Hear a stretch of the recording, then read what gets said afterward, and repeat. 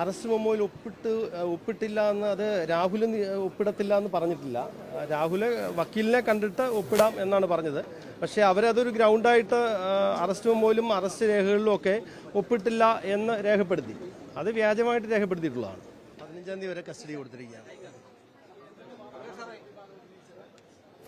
മെയിനായിട്ട് ഈ case register ചെയ്ത നടപടി തന്നെ തെറ്റാണെന്നാണല്ലോ ഒരു മെയിൻ വാദഗതിയായിരുന്നു. പിന്നെ arrest grounds of arrest inform ചെയ്തിട്ടില്ല പ്രോപ്പറായിട്ട്.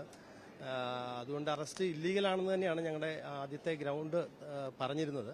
പിന്നെ ഇന്നിപ്പം കസ്റ്റഡി ആപ്ലിക്കേഷൻ വന്നുകൊണ്ട് അത് കൺസിഡർ ചെയ്തിട്ട് ബാക്കി ഡീറ്റെയിൽസിലേക്ക് പോകാം എന്ന് വെച്ചാണ് 16-ാം തീയതിക്ക് ഫർദർ ഹിയറിംഗിന് വേണ്ടിയിട്ട് പോസ്റ്റ് ചെയ്തിരിക്കുകയാണ്. 16-ാം തീയതി ബെയിൽ ഫർദർ ഹിയറിംഗ് നടത്തിയിട്ട് ബെയിൽ ആപ്ലിക്കേഷൻ ഓൾറെഡി പെൻഡിംഗ് ഉണ്ട്. അതൊന്നും ചെയ്തിട്ടില്ല, തള്ളിയിട്ടില്ല. ഗ്രൗണ്ട്സ് ഓഫ് അറസ്റ്റ് പ്രോപ്പറായിട്ട് കമ്മ്യൂണിക്കേറ്റ് ചെയ്തിട്ടില്ല.